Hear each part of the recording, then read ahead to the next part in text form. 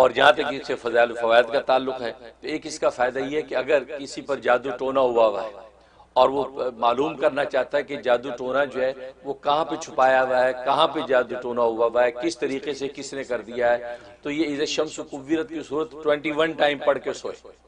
21 مرتبہ پڑھے اور پڑھ کے اللہ سے دعا کرے کہ یا اللہ اول تو یہ بتا کہ مجھ پہ جادو ہی ہے یا کچھ اور ہے، کیونکہ بس اوقات اور جو ہے وہ نفسیاتی امراض ہو جاتے ہیں یا صحت کے حوالے سے کوئی ایسے امراض ہو جاتے ہیں، مال و خلیہ ہو جاتا ہے، آدمی سمجھتا ہے مجھ پہ جادو ہو گیا۔ تو ایک یہ کہ یہ نیت کرے کہ یا اللہ مجھ پہ جادو ہی ہے، یہ کنفرم کر دے۔ دوسرا یہ کہ جادو کہاں سے ہوا، کیسے ہو گیا اور کیا اس کی تدبیر ہے۔ تو اذا الشمس کورت کے اندر یہ تاثیر ہے کہ 21 مرتبہ روزانہ پڑھ کے اول آخر 3 مرتبہ جو درود ابراہیمی تلاوت کر کے سینے پہ دم کر کے خدا سے دعا کر کے سو جائے، اور یہ 7 دن تک یعنی ایک ہفتہ کرے، ایک ہفتے میں کام ہو گیا تو ورنہ 2 و 3 تو 3 ہفتے یعنی 21 ڈیز کے اندر جو ہے آپ کو نشاندہی ہو جائے گی کہ جادو کی حقیقت کیا ہے۔ تو یہ اس کے اندر بڑی تاثیر ہے، ہاں بالکل۔ اور دوسرا اس میں ہے کہ اگر جو ہے وہ حاکم ظالم ہے یا مقدمہ ہے، وہاں پیش ہونا ہے اور وہاں آپ کو خوف ہے کہ پتہ نہیں میری بات چلے گی یا نہیں، یا آپ کو بولنے کا ایسا سلیقہ نہیں ہے کہ آپ اپنی بات سے سمجھا سکیں، آپ کو ڈر ہے، تو بھی اذا الشمس کورت 7 مرتبہ تلاوت کر کے سینے پہ دم کریں اور سارے راستے میں یا قوی یا قادر پڑھتے ہوئے چلے جائیں، تو انشاءاللہ عدالت ہے یا آفس ہے وہاں پیش ہوں گے تو اللہ ایسا آپ کو کلام پر جو ہے قدرت عطا کریں گے کہ سامنے والے کی دل میں آپ کی بات بیٹھ جائے گی۔ تو یہ اس کے اندر تاثیر اور ظاہر ہے کہ آج شب و روز اس کی ضرورت پیش آتی ہے۔ اور تیسرا اس کا فائدہ ہے کہ جو بچہ روتا بہت روتا ہے، بے وجہ روتا ہے یا کسی تکلیف کی وجہ سے رو رہا ہے، مطلب اس کو کوئی تکلیف ہے، درد ہے اور باوجود علاج کے اس تکلیف میں افاقہ نہیں ہو رہا، تو یہ سو اذا الشمس کورت 3 مرتبہ تلاوت کر کے اس کے دونوں کانوں میں زور زور سے 3 پھونکے ماریں اور سامنے سینے پہ پھونک دیں، ہاتھوں پہ دم کر کے پورے بدن پہ ہاتھ پھیر دیں۔ تو یہ 11 دن پابندی سے کرتے رہیں تو انشاءاللہ جو بھی تکلیف ہے وہ تکلیف رفع ہو جائے گی اور اس تکلیف کی وجہ سے اس کا رونا ختم ہو جائے گا۔ کیا بات، کتنی ضروری چیز ہے بچوں کے لیے۔ اور جہاں تک خواب میں تعبیر کا تعلق ہے تو خواب میں اگر دیکھا تو اس کا مطلب یہ ہے کہ اللہ تبارک و تعالی اس کو توبہ کی توفیق عطا فرمائیں گے کہ جو معصیت گناہ کے اندر مبتلا ہے اس سے توبہ کی اس کو توفیق ہوگی اور اللہ کی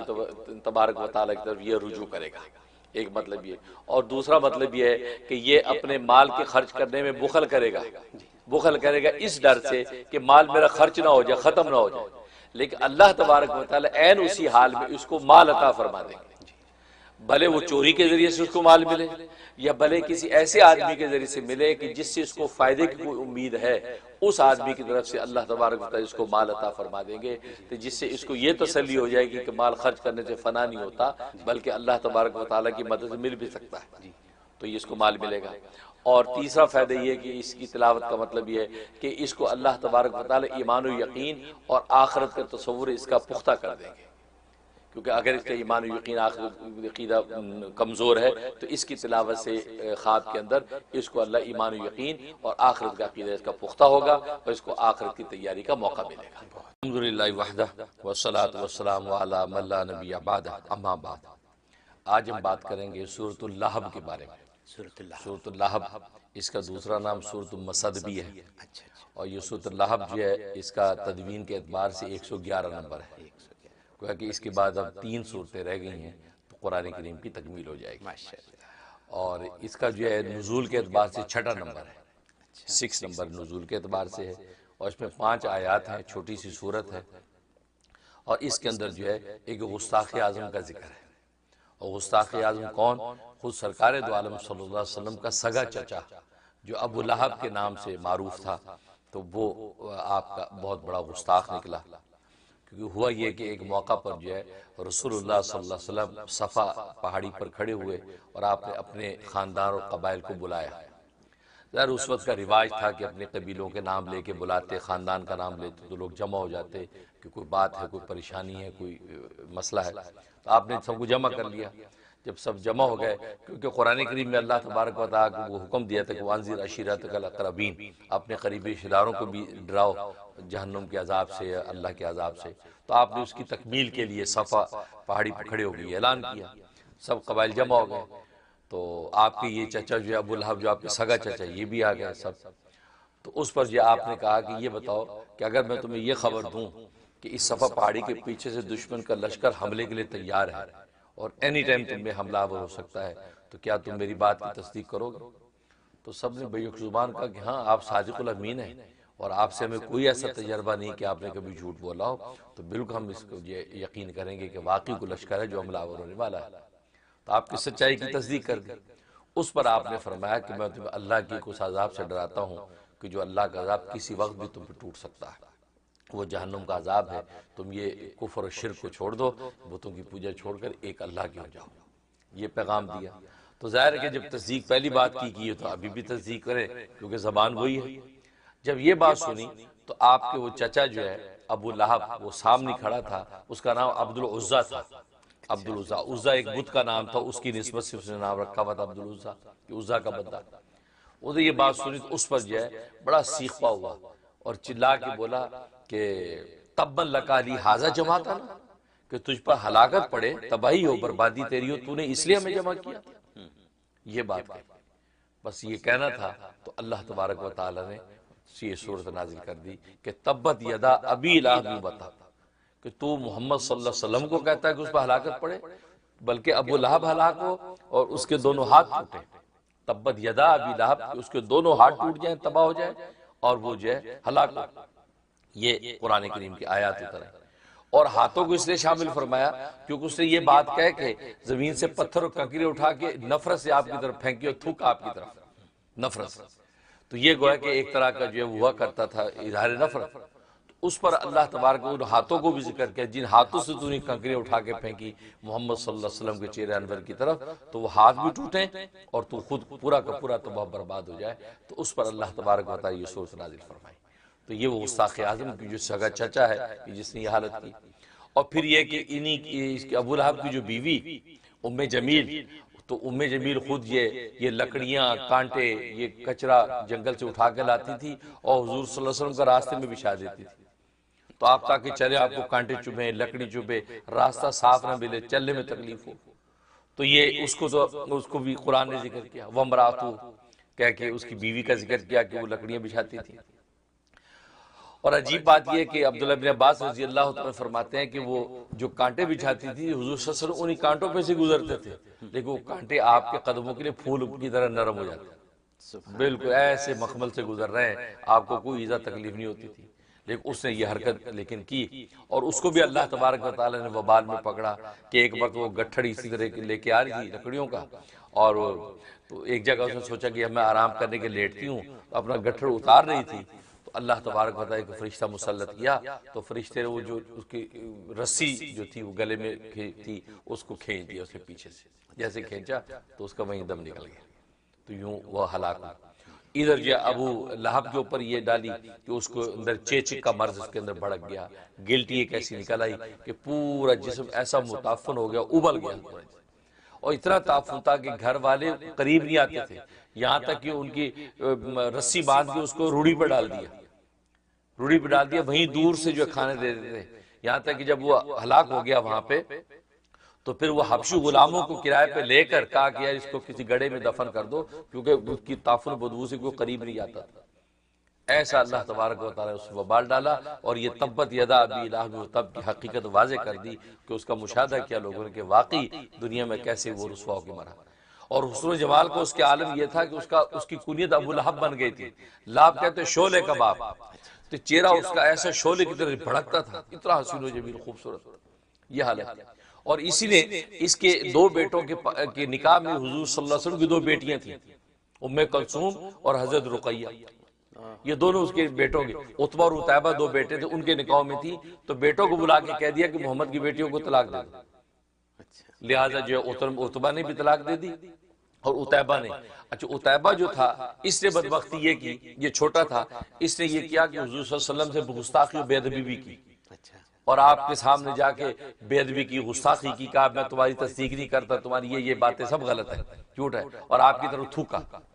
لیکن حضور اللہ صلی اللہ علیہ وسلم تک تھوک نہیں پہنچا، وہ واپس تھوک لوٹ آیا، یعنی بے ادبی گستاخی کی، اور بڑی آپ کے بارے میں الٹی سیدھے باتیں کرتا۔ تو ایک مرتبہ حضور صلی اللہ علیہ وسلم کو اس کی باتوں سے بڑی ایذا ہوئی، تو آپ نے دعا کی اللہم سلط علیہ ایک قلب من کلابک، اے اللہ اپنے کتوں میں سے کتا اس پہ مسلط کر دے، یہ بد دعا دے، جب یہ بددعا جو ہے ابو طالب آپ کے جو دوسرے چچا ہیں انہوں نے سنی، انہوں نے کہا کہ محمد تم نے اتنی سخت بددعا دیتی، اس کا تجھے کیا فائدہ؟ کیونکہ ان کو یقین تھا کہ یہ بددعا لگ جانی ہے۔ ادھر ابو لہب کو بھی یقین تھا کہ یار یہ بددعا دے دی محمد صلی اللہ علیہ وسلم نے، یہ لگے گی۔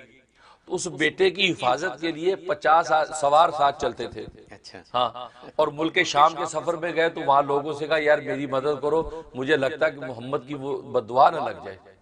تو لہٰذا انہوں نے کیا کیا، 50-60 اونٹ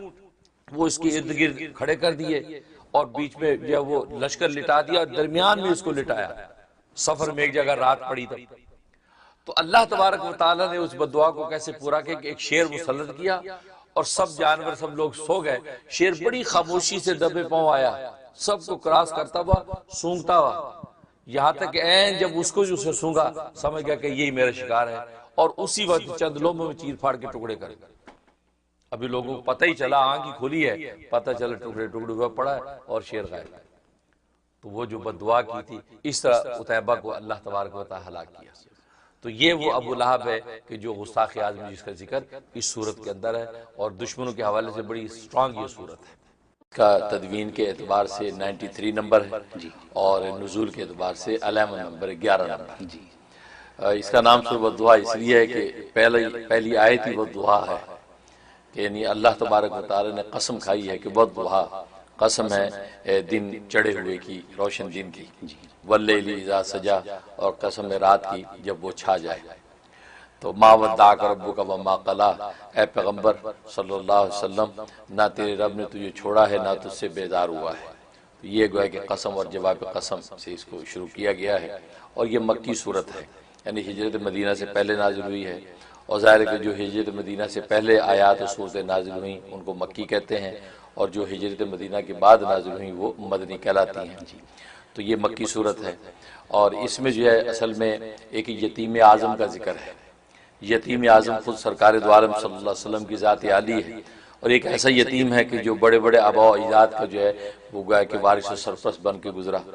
اور نہ صرف ایک عام انسانوں کی بلکہ ابو الانبیاء بنا، یعنی انبیاء کی گویا کہ روحانی گویا کہ باپ بنے، اور انبیاء کے سردار بنے، امام الانبیاء بنے۔ تو ایک ایسا یتیم بلکہ در یتیم ہے، اس کا تذکرہ اس صورت مبارکہ میں ہے، اور اللہ تبارک و تعالی نے قسم کے ساتھ اس کو ذکر کیا، اور اس پہ اللہ نے اپنی محبت اور وفا کا اظہار کیا ہے سرکار دو عالم صلی اللہ علیہ وسلم کے ساتھ۔ کیونکہ ہوا یہ کہ کچھ عرصہ کے لیے وحی کا سلسلہ منقطع ہو گیا، آپ کے پاس وحی نہیں آ رہی تھی، اور جبرائیل علیہ الصلوۃ والسلام جو وحی لے کر نہیں آ رہے تھے۔ تو ابو لہب جو آپ کے چچا ہے، تو ظاہر ہے کہ کافی مرتد مرا، تو ابو لہب کی بیوی ام جمیل، اس سے یہ طعنہ تشنیع کرنا شروع کر دیا کہ دیکھو تیرے رب نے تجھے چھوڑ دیا ہے، تو اس سے تنگ ہو گیا، تیری جو حرکتیں ہیں اس سے تیرا رب تجھ سے تنگ ہو گیا، اور تیرا جو شیطان ہے، یعنی نعوذ باللہ سے جبرائیل کو شیطان کا، وہ شیطان جو تیرے پاس پیغامات لاتا تھا وہی لاتا تھا، وہ بھی منظر سے غائب ہے۔ یہ بات کہی، اس کا حضرت صلی اللہ علیہ وسلم پر بڑا ملال اور بڑا دکھ، ادھر وحی کا سلسلہ منقطع، ادھر یہ دشمن جو طعنہ تشنیع کر رہا، اور پھر یہ چچی ہے رشتے میں، تو چچی روز جو وہی طعنہ تشنیع کرتی ہے تو آپ پر دکھ اور تکلیف ہوتی ہے۔ تو یہ ایک دو کا تکلیف کا ایک عرصہ گزرا ہے کہ اللہ تبارک و تعالی نے یہ صورت نازل فرما دی کہ والضحیٰ واللیل اذا سجا، کہ قسم ہے چڑھے ہوئے روشن دن کی، واللیل اذا سجا، اور رات کی جب وہ چھا جاتی ہے، خوب اندھیری ہو جاتی ہے۔ ما ودعک ربک وما قلی، نہیں چھوڑا تجھ کو تیرے رب نے، نہ تجھ سے بیزار ہوا ہے۔ تو نیرا یہ بھی نہیں کہا کہ جو ہے وہ تجھے چھوڑا نہیں، بلکہ ساتھ کا بیزار بھی نہیں ہوا، کیونکہ بعض دفعہ انسان کسی کو چھوڑتا نہیں لیکن بیزار رہتا اس سے، تو فرمایا کہ نہ بیزار ہوا ہے نہ تجھے چھوڑا ہے، بلکہ والآخرۃ خیر لک من الاولیٰ، بلکہ ہمیں تیرے بعد کی جتنی زندگی کے مراحل ہیں وہ پہلے سے زیادہ ترقی یافتہ ہوں گے، تو روز بروز ترقی کرے گا، اور اتنے انعامات تجھے ملیں گے کہ وَلَسَوْفَ يُعْطِيكَ رَبُّكَ فَتَرْضَىٰ، کہ اللہ اتنا کچھ تجھے عطا کرے گا، اتنا نوازے گا کہ تو خوش ہو جائے گا، راضی ہو جائے گا۔ گویا کہ اس وقت تک اللہ دیتا رہے گا جب تک تو راضی نہیں ہوگا، یعنی اپنی رضا کی بات نہیں، یہ محبوب کی رضا کی بات۔ تو یہ آیات نازل کر کے گویا کہ کفار و مشرکین کے اس پروپیگنڈے کو توڑ دیا، اور پھر آگے آپ کی پھر وہ جو ماضی کے اندر آپ پر احسانات تھے کہ آپ نے یتیمی کی زندگی گزاری، تو اللہ تبارک و تعالی نے کیسے آپ کو سنبھالا کہ الم یجدک یتیما فآویٰ، کیا تجھے یتیم نہیں پایا تیرے رب نے پھر تجھے ٹھکانہ دیا۔ یتیم کو یہاں کون اس معاشرے میں پالتا ہے، اور یتیم کی کیا حیثیت رہتی ہے، لیکن تیری یتیمی کے عالم میں اللہ تبارک و تعالیٰ نے کیسے تیری جو پرورش کی، نشو نما کی ہے کہ جناب آج جو ہے تو دوسروں کا سرپرست و سہارا نظر آتا ہے۔ تو یہ اللہ کی لطف عنایت نہیں ہے؟ وَوَجَدَكَ ضَالًّا فَهَدَىٰ، اور پایا تیرے رب نے تجھے گمشدہ ہے اور پھر تجھے جو ہے وہ راستہ دیا۔ یہ اصل میں ایک واقعے کی طرف اشارہ ہے۔ وہ یہ کہ آپ کے بچپن کا ایک واقعہ تھا، آپ گم ہو گئے، جنگل میں نکلے تو وہ گم ہو گئے، راستہ نہیں مل رہا، تو پریشان، کبھی ادھر دیکھ رہے ادھر دیکھ رہے، کہاں جاؤں؟ تو ابو جہل یہ اپنی اونٹری میں وہاں سے گزر رہا تھا، اسے دیکھا کہ کہا کہ محمد تم یہاں کیا کر رہے ہو؟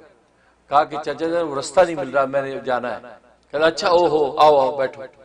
اونٹری پہ اپنے اونٹ پہ بٹھایا تو خود وہ ابو جہل آگے بیٹھا، پیچھے آپ کو بٹھا دیا کہ مجھے پکڑ کے بیٹھ جاؤ۔ اب جب اس طرح اس نوعیت کے ساتھ بٹھایا تو اونٹ اٹھتا نہیں، چلتا نہیں، وہ بڑا پریشان، وہ اس کے کوڑے بھی مارتا لیکن اونٹ ہلتا نہیں۔ پھر وہ اتر گیا، پھر بٹھا دیکھا سب اونٹ بالکل ٹھیک ہے، پھر بیٹھا، پھر پیچھے بٹھا لیا آپ نے، پھر پکڑ لیا، پھر نہیں اونٹ چلتا۔